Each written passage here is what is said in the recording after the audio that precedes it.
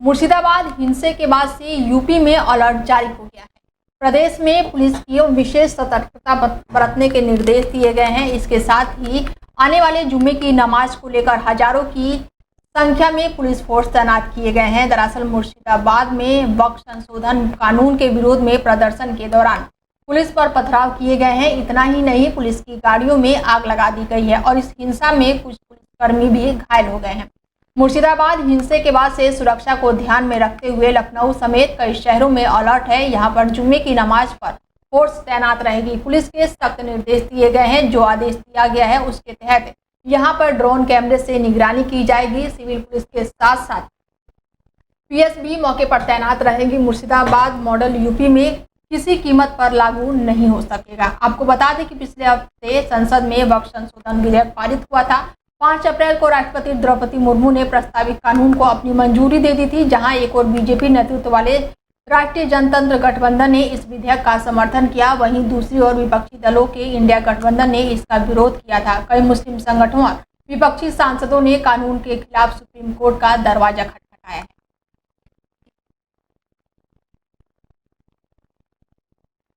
खबर झांसी से है। बता दें कि झांसी के चिरगांव थाना क्षेत्र में 2 प्रेमी जोड़ों का विवाह संपन्न हुआ है। जहां पर पुलिस ने करीब 1.5 महीने पहले कोर्ट मैरिज कर ली थी और जहां पर लड़की के परिजनों को मालूम हुआ तो उन्होंने लड़के को घर बुलाकर उसके साथ मारपीट की और साथ ही थाने में शिकायत दर्ज की कि लड़का मेरे घर पर चोरी करने के लिए आया था। तो पुलिस ने लड़के को पकड़ लिया। लड़के ने बताया कि हमारे करीब 1.5 महीने पहले हमने कोर्ट मैरिज कर ली थी और मुझे झूठे केस में फंसाया जा रहा है। जिसके बाद से पुलिस ने लड़की को बुलाया और फिर पूछताछ की तो वहीं पुलिसकर्मियों ने थाने में और मंदिर में रिश्तेदारों की संरक्षण में दोनों का विवाह संपन्न करवाया और आशीर्वाद दिया।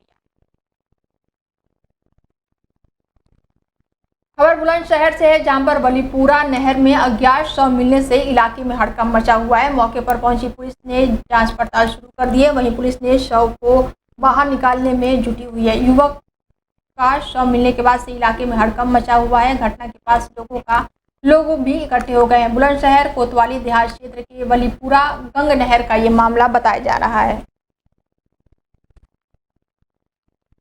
झांसी में आग का तांडव देखने को मिला है, जहां पर गुरसराय थाना क्षेत्र में गैस सिलेंडर में रिसाव के चलते अचानक आग लग गई और देखते ही देखते आग ने विकराल रूप धारण कर लिया, जिसके चलते धू करके पूरी तरह से घर जल उठा और पीड़ित और ग्रामीणों ने घटना की सूचना फायर ब्रिगेड को दी और इसके बाद से लगातार आग बुझाने में फायर ब्रिगेड जुटी। हालांकि आग में सारा गृहस्थी का सामान जलकर पूरी तरह से राख हो गया है। इतना ही नहीं, आग की चपेट में खाने पीने के साथ साथ कुछ जरूरी सामान भी पूरी तरह से जल गया। खबर मुरादाबाद से है, जहां पर नगर के पास कॉलोनी में लूट का मामला सामने आया है। एसपी सिटी ने घटना का खुलासा किया तो वहीं 3 आरोपियों को पुलिस ने गिरफ्तार कर लिया है। बदमाशों से पुलिस ने हथियार बरामद किए हैं। पीतल कारोबारी को बंधक बनाकर लूट की घटना को अंजाम दिया गया था। कारोबारी को बाथरूम में बंद करके बदमाश चले गए थे। सिविल लाइन थाना क्षेत्र के जिगर कॉलोनी की यह घटना बताई जा रही है। एक लूटपाट की सूचना प्राप्त हुई थी। एक नासिर हैं, वो अपने आप को एक्सपोर्टर बताते हैं, एक्सपोर्ट का काम करते हैं और वो अपने घर में अकेले रहते हैं। उनका ये कहना था कि कुछ लोग हमारे घर में आए और 4 लोगों का नाम उन्होंने लिया था। बाद में 4 अज्ञात व्यक्तियों को आए और उसके बाद उन लोगों ने हमें चाकू के बल पे हमारे कमरे की तलाशी ली। एक कमरे में मुझे बंद कर दिया था और उसके बाद वहाँ से सब चले गए। यूपी के अमेठी में मामूली विवाद को लेकर मारपीट करने का मामला सामने आया है। घायल युवक को इलाज के दौरान मौत हो गई। युवक की मौत पर गांव में कोहराम मचा हुआ है। बताया जा रहा है कि कुछ दिन पहले शहर से युवक गांव आया हुआ था। विवाद के दौरान विपक्षी दबंगों द्वारा लाठी डंडों से हमला कर पिता पुत्र को लहूलुहान कर दिया गया था। विवाद में हुई मारपीट के दौरान गंभीर रूप से घायल पिता पुत्र को इलाज के लिए रायबरेली एम्स भेजा गया था, जहां पर इलाज के दौरान युवक की मौत हो गई। साहब ये चीज़ हम दोनों भाई गए तो वहाँ सब्जी लाने कटरा, तो हम कहा यार भैया हम उतर लेते चलो, तो कहेंगे ठीक है। फिर उसके बाद में बिरारे से हमें लेके गए, फिर वहाँ सब्जी उब्जी लिए हम। उसके बाद में ये भी सब्जी लिए। फिर उसके बाद में बहन के यहाँ अपना खाना खुना खाए। रात में आए लगभग 9 साढ़े 9 बजे। अच्छा। हाँ, 9:30 बजे वहाँ से आए खाना वाना खा के।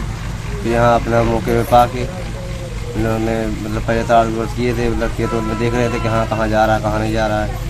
उसके बाद में फिर अपना हमला बोल दिया कि हाँ कितने बजे आ रहा, कितने बजे नहीं आ रहा। पहले से घात लगाए हुए थे। हाँ। मैनपुरी में पुलिस ने एक अनोखे अंदाज में गैंगस्टर एक्ट के आरोपी की संपत्ति कुर्क की है। जिलाधिकारी के आदेश पर कोतवाली पुलिस तहसील और सीओ की टीम ढोल बजा के आरोपी नीरज यादव के घर पहुंची। पुलिस ने बैंक कॉलोनी स्थित संपत्ति पर मुनादी और साथ ही नोटिस चस्पा किया।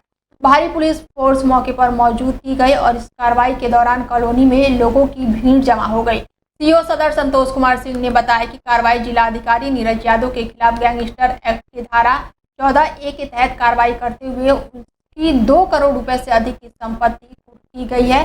कुर्क के दौरान तहसील सदर और साथ ही राजस्व विभाग की पूरी टीम मौके पर मौजूद रही। यह कार्रवाई अपराधियों के खिलाफ प्रशासन की सख्त कार्रवाई का संकेत है। जिलाधिकारी महोदय के आदेश संवाद संख्या 591/2025 जो सरकार बनाम नीरज यादव है, इनके खिलाफ 14A तहत कार्रवाई की गई है जो गैंगस्टर तहत। और इनकी कुल संपत्ति जो चल अचल संपत्ति है वो 8 अचल संपत्ति है और 1 तल संपत्ति है। कुल कीमत इनकी जो है 2,36,38,256 रुपये है। आज यहाँ पे कुर्क की गई है। हमारे साथ तहसीलदार सदर हैं और एसओ इलाऊ, एसओ कोतवाली भी हम मौजूद है। हमारी पूरी राजस्व टीम यहाँ पे मौजूद है। इस पर कार्रवाई की जा रही है। किस मामले में जुर्म था इसकी?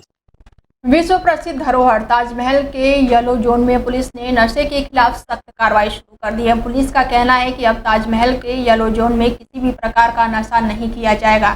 दरअसल पुलिस को लगातार जानकारी मिल रही थी कि ताजमहल के आसपास कुछ नाबालिग बच्चे एक केमिकल का इस्तेमाल कर नशा कर रहे हैं और नशे की हालत में पर्यटकों से पैसे मांगते हैं, जिससे ताजमहल की गरिमा प्रभावित हो रही है। और इसे ध्यान में रखते हुए एसीपी ताज सुरक्षा आरिफ अहमद ने खुद कार्रवाई की और ताज के आसपास नशे की हालत में घूम रहे नाबालिगों को पकड़ा। उसके बाद से नशे का सामान भी बरामद किया गया है। पूछताछ में बच्चों ने उस दुकानों के नाम भी बताए हैं जहां उन्होंने सुलोचन और साथ ही अन्य प्रतिबंधित ड्रग्स भी मिलते हैं। बच्चों की निशानदेही पर पुलिस ने कई दुकानों को चिन्हित कर लिया है। नाबालिग को नशे का सामान बेच रही थी और अब इस दुकानदारों पर सख्त कानूनी कार्रवाई करने की पूरी तरह से तैयारी हो चुकी है। जी देखिए, ये ताजमहल येलो जोन के बाहर जो ताजगंज क्षेत्र है, यहाँ पर सूचना आ रही थी कि कुछ बच्चे हैं जिनको एक दुकान वाला जो वो अधेसिव सोल्यूशन अलग अलग प्रकार के द्रव्य सप्लाई करता है जिसका वो नशा करते हैं। और क्योंकि ये ताजमहल पर्यटकों का क्षेत्र है, यहाँ पर पर्यटकों के साथ घटना भी बच्चे कर सकते हैं, इसलिए आज इन्हें हम लेकर आए हैं ताज सुरक्षा थाने में। हमने इनके साथ काउंसलिंग की है बच्चों के साथ, और जो व्यक्ति इन्हें बेचता है उसको पकड़ा है। फतेहाबाद पुलिस ने लूट की घटना का बड़ा खुलासा किया है। 4 दिन पहले मॉर्निंग वॉक पर गए वृद्ध के साथ ही लूटपाट की घटना को अंजाम दिया गया था। इसके साथ ही फतेहाबाद पुलिस ने सर्विलांस ने 4 बदमाशों को इस मामले में गिरफ्तार किया है। बदमाशों के पास से एक अंगूठी, पीली धातु और साथ ही मोटरसाइकिल बरामद किया गया। इन्हीं बदमाशों ने 4 महीने पहले डकैती की थी और साथ ही इस क्षेत्र में एक राहगीर के साथ लूटपाट की घटना को अंजाम दिया था। घटना का खुलासा करते हुए पुलिस ने प्रेस कॉन्फ्रेंस करते हुए ये पूरी जानकारी दी।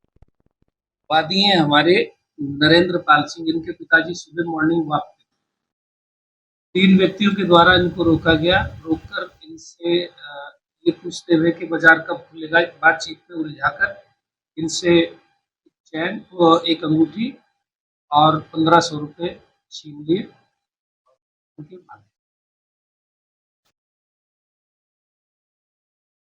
इसमें हमने 4 लोगों को गिरफ्तार किया है। निगोरा रोड के जो हमारा निगोरा रोड फाटक की सूचना पर 4 लोगों को गिरफ्तार। झांसी के सिपरी बाजार की महिला से 3 तलाक का मामला सामने आया। यहां पर एसएसपी कार्यालय पहुंची बीवी ने बताया कि उसके पति ने उन्हें स्पीड पोस्ट से 3 तलाक दे दिया है। बीवी का कहना है कि पति ने महज इसलिए तलाक दे दिया कि उसका बेटा पैदा नहीं हुआ।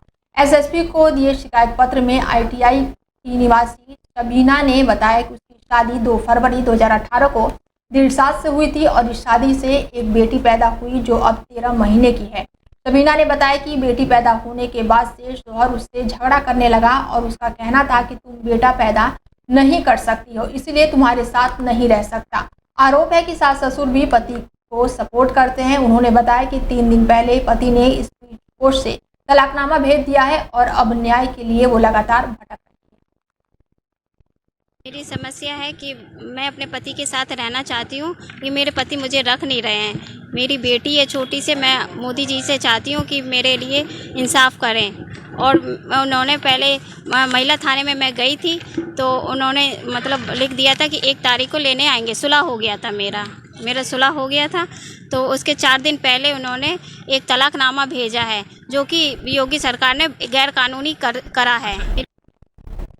यूपी के औरैया में दबंगों के हौसले बुलंद हैं। एसपी आवास से करीब 1 किलोमीटर की दूरी पर गोलियां चली हैं। देर रात गोलियों की तड़तड़ाहट से पूरी तरह से औरैया सहम गया। एसपी आवास से करीब 1 किलोमीटर की दूरी पर कई राउंड फायरिंग हुई है। विवाद के दौरान युवक को 4 गोलियां लगी हैं। तो वहीं सूचना पर पहुंची पुलिस ने घायल को जिला अस्पताल में भर्ती कराया है। नाजुक हालत के चलते युवक को कानपुर रेफर कर दिया गया है। दिव्यापुर थाना क्षेत्र के पास की ये घटना बताई जा रही है। फिलहाल पुलिस जांच पड़ताल में जुटी।